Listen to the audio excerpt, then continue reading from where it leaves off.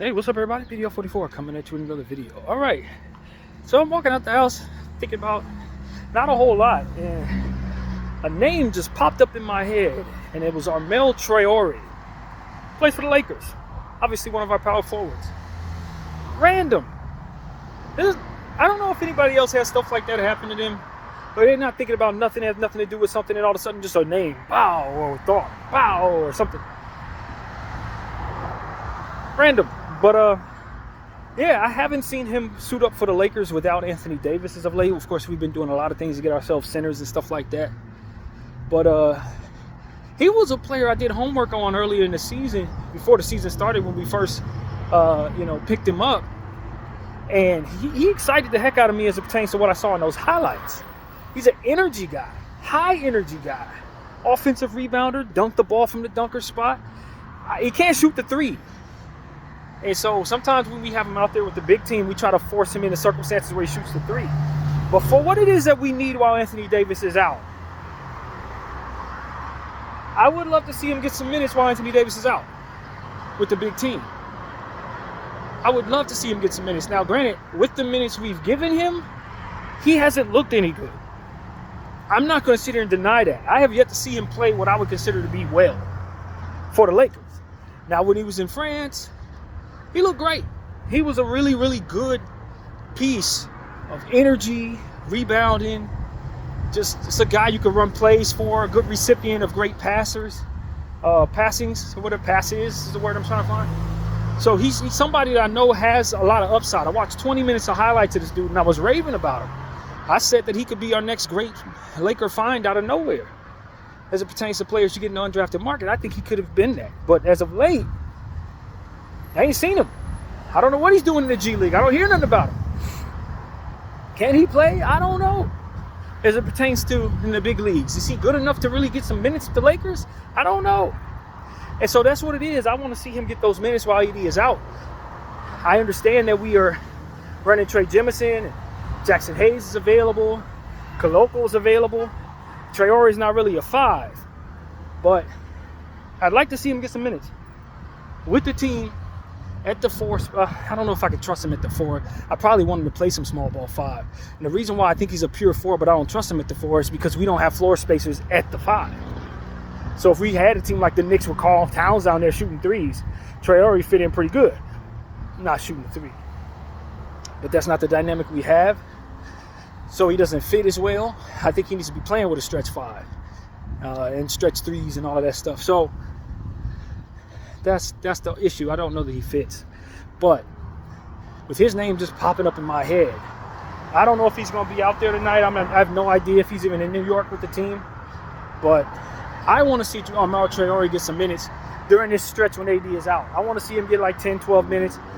Garbage time. He don't have to be in there, we don't have to throw him out there with the Wolves. He hasn't played well, so it's not like you want to do that. But when I see a guy like Shake Milton have his career game with the Lakers, or best game since being a Laker, I see Bronny getting minutes. It's like, all right, where's Traore at? I think we have a need at the center spot. He should be out there. And so that's my take on things. I just think that it would be a great idea to call his number. Sometime soon, whether it be in this game or when you get back to LA with the Clippers. Just call his number. Golden State, see if he has something for us. See if we can get him comfortable. And that's really what it's about. Just like Bronny, you're only going to be able to get the most out of him if you play him. If you see him play poorly and then never return to him, don't expect that they're going to improve. You can't possibly think somebody's going to get better if they only get 1 or 2 opportunities to be themselves. So that's my thing. I want to see him in opportunities to be himself. He's not on the injury report last I checked. I don't know. Maybe he's doing a lot of good things at the G League, but I haven't really followed them like that, so I don't know. But for what it is that we got going on, I'd like to see some Armel Traore out there. Traore, or however best to. Traore, I think is how they said it when I was watching those highlights. Traore, something like that. But yeah, man. And I know his brother's going to be coming into the draft as a lottery pick this upcoming season, so it's going to be very interesting to see his role and how what the talent level is there. But yeah, man, this is a day where I'm looking at the Lakers and I'm saying, man, we don't expect to win tonight. We really don't. We would love to have a great game against the New York Knicks. The Knicks are a good team, a very good team. But do we expect to beat them? I don't know if I can really have that in my head, to be honest with you. I just want us to have a moral victory tonight, if anything. Come out, hold them under their average, make them play some tough defense against us. You know what I mean? Force a guy or two into an off night. That's about as much you can expect. Because when you talk about the Knicks, what you end up finding out is that they have like 4 guys that can go for 40 points. One of those 4 guys, probably all of them at the same time, ain't gonna do nothing like that. But Mikal Bridges, if he's having a career night, he goes for 50-something. We saw that with the Nets. If Josh Hart's having a career night, it's a triple-double night. If OG Anunoby has a great night, his career night is like 50. Karl Towns scored 72 points in a loss against the Charlotte Hornets last year with the Minnesota Timberwolves. You know, Jalen Brunson is one of the best closers I've ever seen, literally.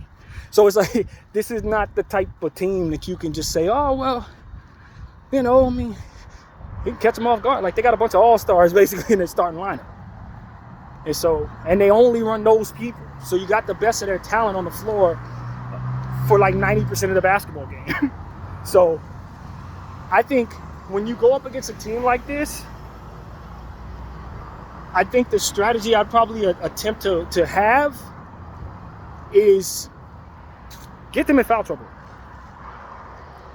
Try to get as many of them dudes in early foul trouble as humanly possible so that they have to play Moses McBride a bit more, so that they have to play Precious Achiuwa a bit more, so that they have to go to guys on that bench that are pretty talented, unfortunately for you, but not nearly as talented as that starting lineup and not something they want to do.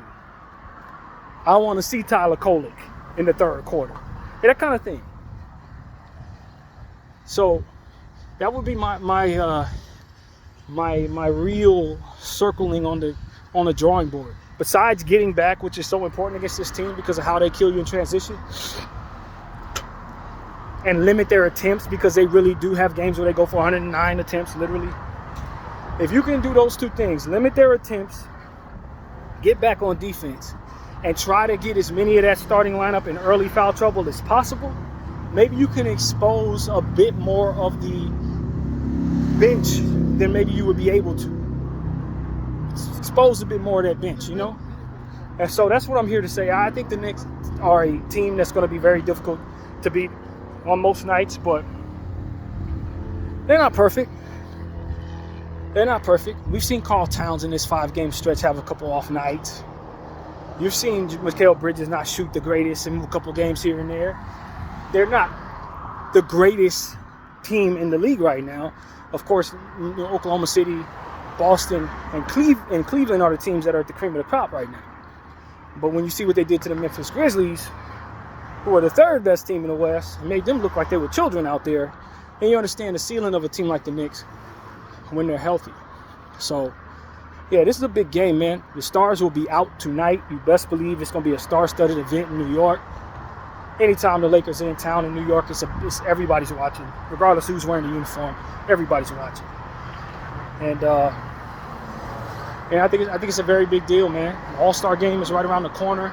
So hopefully some of these players are, you know, not all that focused on the other side of the ball, man. Hopefully they're a little checked out and want to be in their break right now, or in their All-Star uniforms for the few guys who are in this game. We're going to be in the All-Star uniforms. It's only Braun and Brunson, I believe, are the All-Stars in this game. I don't think anybody else made it. Karl probably is an All-Star, but I didn't check to see if he actually made the team. So, yeah, man, it's one of those situations where, if anything, I'm just looking at this team tonight and I say, you just want to play well, man. Win or lose, leave it all out there. Put on a good show for that New York fan base. You're going to have plenty of Laker fans in the building, just like they have plenty of Knicks fans when they come to town. So feed off of that energy. And I just hate the fact that I'm wearing my Yankee sweater today. I didn't really think about that when I put it on until right now. I'm not literally walking around in a New York outfit. But you know how I get down. I'm purple and gold all day. And I definitely want our team to Beat the New York Knicks, man. Beat them. Beat them hard. I don't know if it's possible, but damn it, if it is possible, drop them. You know, and that's what it is. One thing I can say about the Lakers is they may take certain teams for granted. If they see a couple stars missing, we may not show up. But if we know we're going up against an elite team, we definitely show up. That's what I've seen from the Lakers. That's what I've seen from the Lakers. You know, there have been some very key situations where we're going up against the best of the best, and we pop up. And we come out with the right energy and make it a good game. Sometimes we might even get a victory. With or without Anthony Davis, I've seen our team do that. So they're a little wishy-washy in that way. You never really know if they're going to show up. But the way that we played against the Washington Wizards, clamped down on them and took care of certain things that we would want to take care of against everybody we play against. I hope that they can carry some of that momentum into this game and make the Knicks work, man. There's a world where the Knicks come in thinking that the Lakers are just coming to roll over. There's a world. They ain't got no Anthony Davis. They ain't been playing that great. They've lost to the Clippers recently. You know, had a not-so-good game against the Brooklyn Nets. I'm sure everybody in New York was probably watching that Laker-Nets game last week. They saw us barely beat them by 1. So it's like maybe people in, you know, there's a world where the Knicks are not really taking the Lakers too seriously. And in the event that may be the case, maybe we can come in and catch them off guard and punch them in the mouth. You know, play enough team basketball, get enough players in double figures off our bench to make the Knicks have to score 135 points to beat us, 143 points to beat us. You know what I mean? But the one thing's for certain, if you don't get back in defense, you turn the ball over, they're going to kill you in transition and fast break situations. They're going to do that.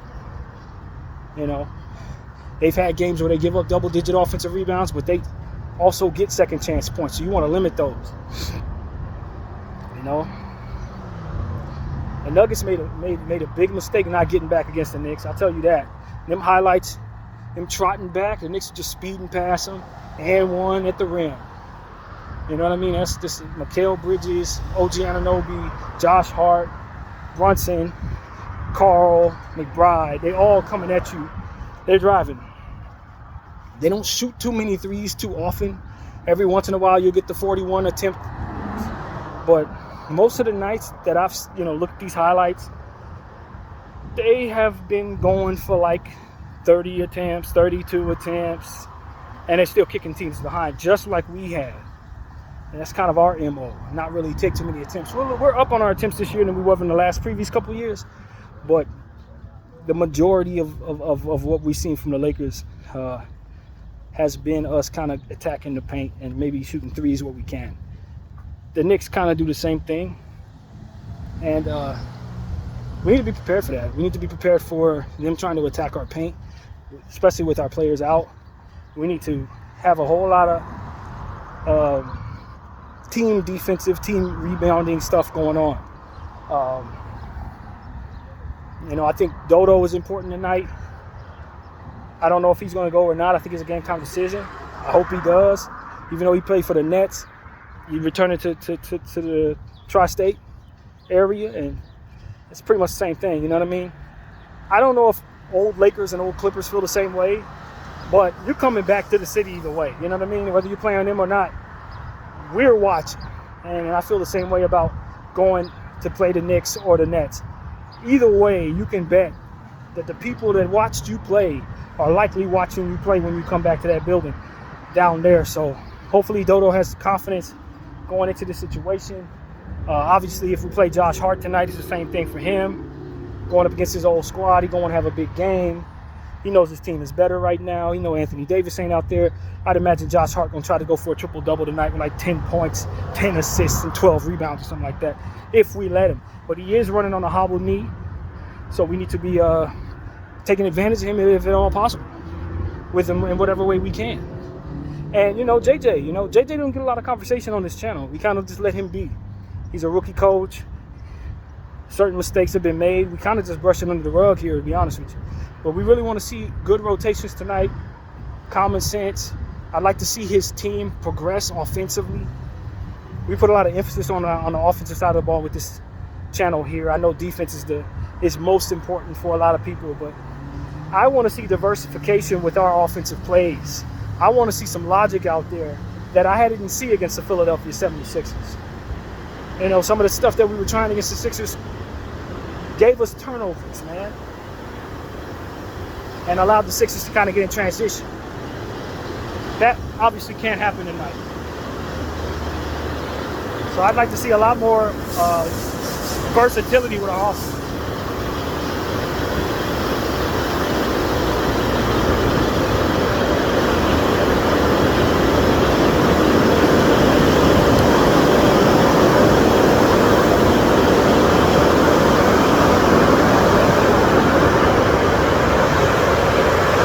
That's essential for the Lakers, in my opinion. It's just offensive versatility. I've heard some experts talk about it, and you know, we have the ability to morph into something different if we have to go away from an Anthony Davis offense into a Rui Hachimura, LeBron James, Dalton Connect, Max Christie kind of offense. You change when you have those players to focus in on offensively. And I don't think we did a great job of that against Philly. I knew Anthony Davis was removed from the game. It seemed to me we kept the game plan in that game, and that didn't really help us, to be honest with you. You know, trying to do overhead lobs and stuff like that into the paint, a lot of turnovers. We really got on the team about that. I really thought JJ just did not allow for much movement in his offense in that game. I didn't think a lot of different types of play calls really came our way. Against the Wizards, it was really hard to tell how much better we were doing, only because the Wizards are so bad that really everything we tried worked. But I do think that, you know, shifting toward Rui Hachimura, being more of a number 2 guy or number 3 guy in your offense is really important. In these situations, obviously Bron will be number 1, Austin likely number 2. But even in the event Austin has the ball in his hands, I want him to be looking for his teammates. Getting big assists tonight is a recipe for success for the Lakers, for both LeBron and Austin Reeves tonight. You gotta find Rui, gotta find Dodo in the corner. Hopefully Max Christie can have it going from behind the arc. That's really essential to our offense as well. And just try to put up as many points as we can. You know, I think defensively we're gonna have talent on the floor to kind of help us with that, especially if Gabe Vincent returns, if Dodo plays. We feel like our defense is much improved. Our offense, though, that is where I think we could be a bit shaky. Now, the numbers tell us that we've actually been a very good offensive team since Dodo came in.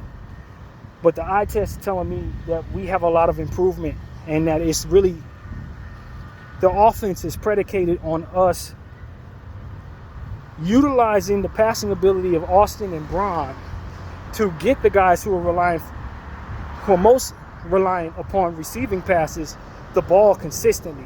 And if we can turn them into the scorers that we need them to be, then our scoring is up. And I think we've done a good team job of that more than not, if I'm being honest. We have had games where we were stagnant, walk away with 21 assists and only score 104 points.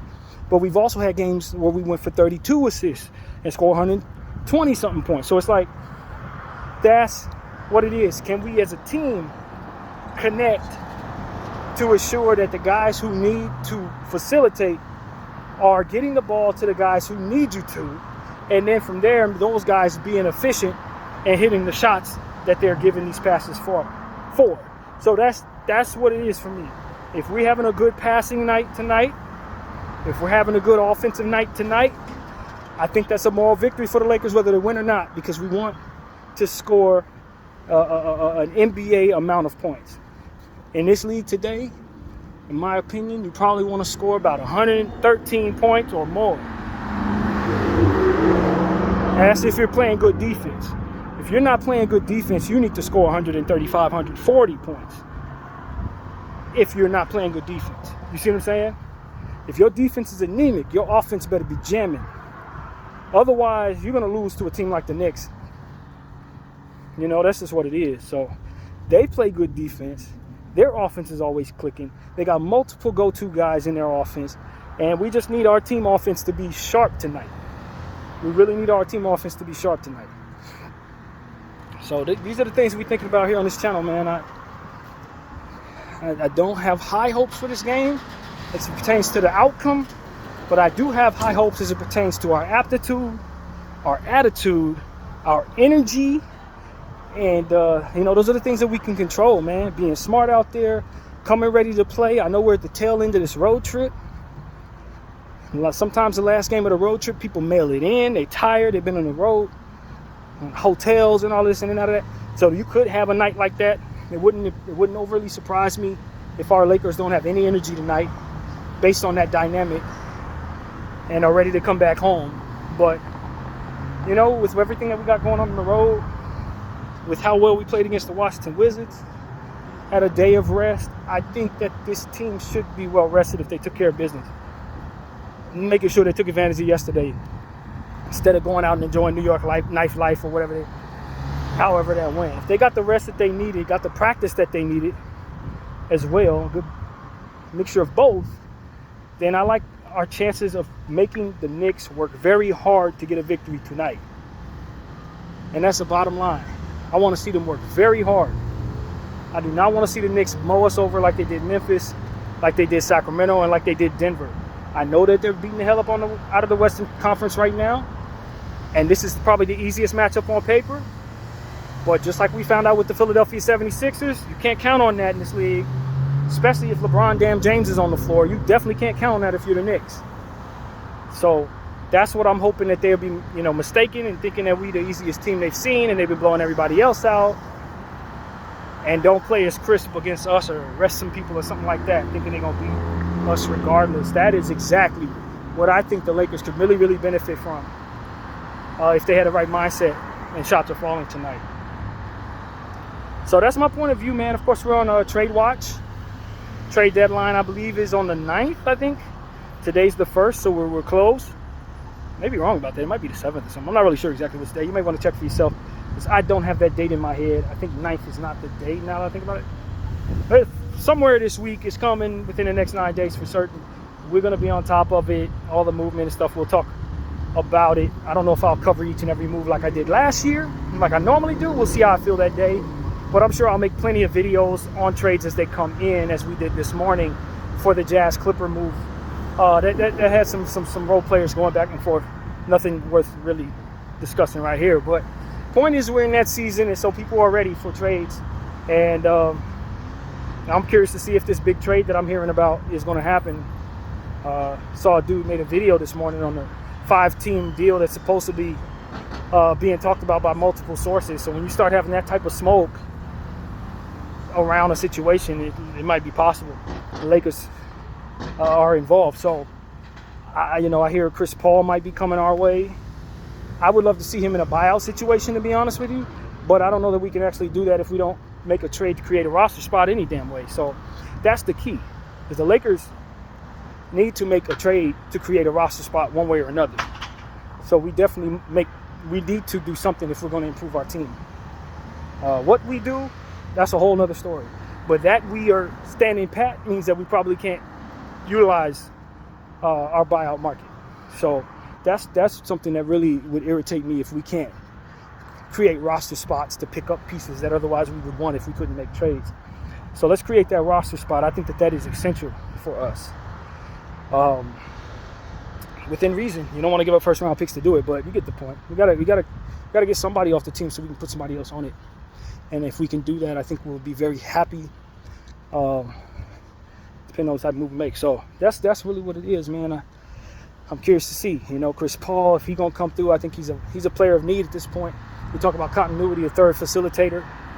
I think we can use him. Now I'm concerned about our defense taking a dive, especially our point of attack defense. You put him on the team, their defense is awful.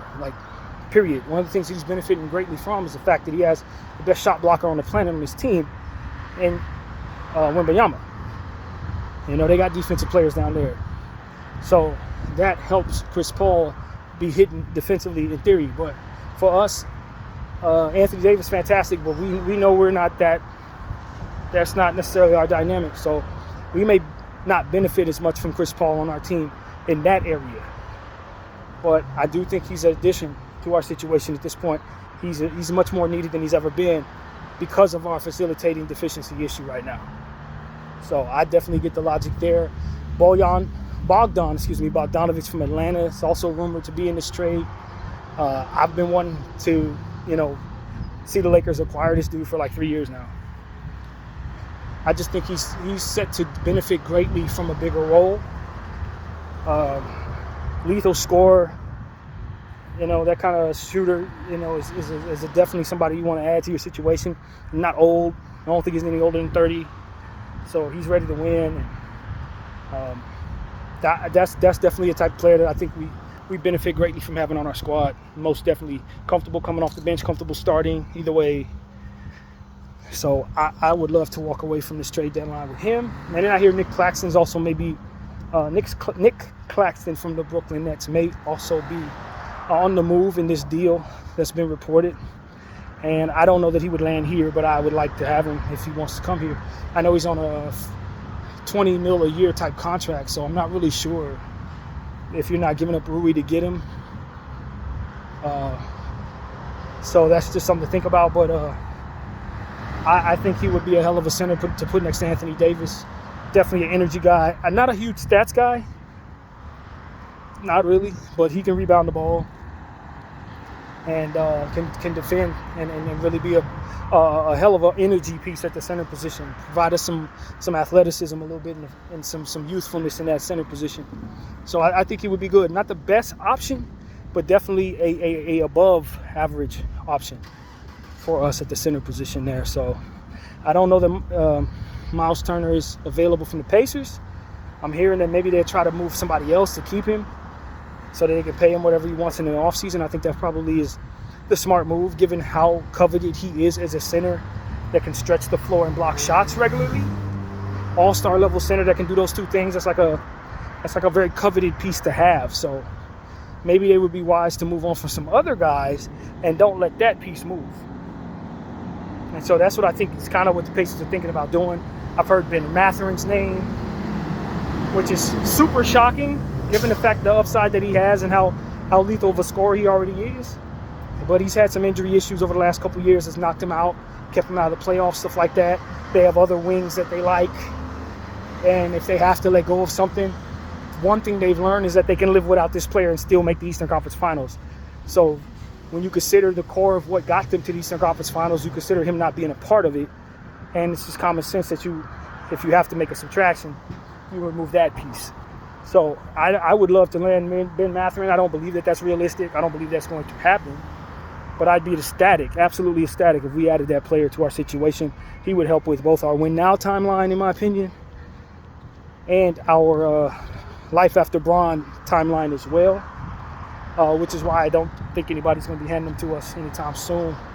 But I think the Pacers do need to create some type of flexibility for themselves so that they can be in the mix to keep Miles Turner and stay below the apron situation, from which I understand they're not doing great. So that's something to consider. If Ben Mathurin is on the move, where does he go? And if he goes to the right spot, he will affect things. If he goes to a Western Conference team like the Rockets or the Memphis Grizzlies or something like that, or if he goes to the Milwaukee Bucks or something like that, it's going to affect things. So that is something that we definitely understand. He could be a game changer if he goes to the wrong spot. And so, yeah, man. Those are the names I've been hearing as of late. Of course, you're always thinking about guys like Clint Capella, and guys like, who else, man? The Utah Jazz made a move today, of course, as we mentioned. So maybe they'd be willing to move Colin Sexton. Maybe they'd be willing to move Walker Kessler. I've heard Filipowski's name for some reason. I don't know why they would move Filipowski in their timeline, but I heard his name, whatever it's worth. So I think you can see some things happen if teams are able to put together the framework. You might be seeing teams be willing to make moves. I think that's the tough part. Agreeing to make a move ain't the tough part. It's actually being able to stay within the rules this year. That's the tough part. So I am inclined to believe that if deals don't get done leading up to the deadline, if certain deals are coveted to be made in the final hour, I have concerns that they're going to be able to pull it off. if teams start getting cold feet about the particulars. This is not the year, the collective bargaining agreement, where you can say, oh, I changed my mind, I don't want this piece in there. No, we're not going to agree on that. Let's put in other pieces. Like, that part becomes much more restrictive. So you got to kind of have your framework and the rules of what's in place already in your mind. And that's why I think most of the deals that are going to get done are going to be done within the next couple of days, rather than the final hour of the trade deadline. But we'll see if it actually transpires that way. These guys are smart. They know how to maneuver. They've had some time to consider what the options are and the different, clusters of players and what can be moved around. A lot of this stuff has already been thought about. So hopefully it doesn't equate to them having the issues that I believe could be problematic down the final hour of the trade deadline. So yeah, that's my little hypothesis of what we're going to see, prediction or whatever. I think it all depends on how much of this has already been thought out ahead of time. If teams have been working on trades for months, then they may have already had the framework and are just waiting for the final hour as to which you can see something happen. But stuff that gets figured out in the final hour probably are going to be more difficult to execute than ever before. So that's my take on the NBA there, man. That's pretty much what I gotta say, man. I appreciate everybody for continuing to comment and like and subscribe and all that good stuff. It's always welcome on this channel. And my name is BDF44. I thank you all for watching. I'm out.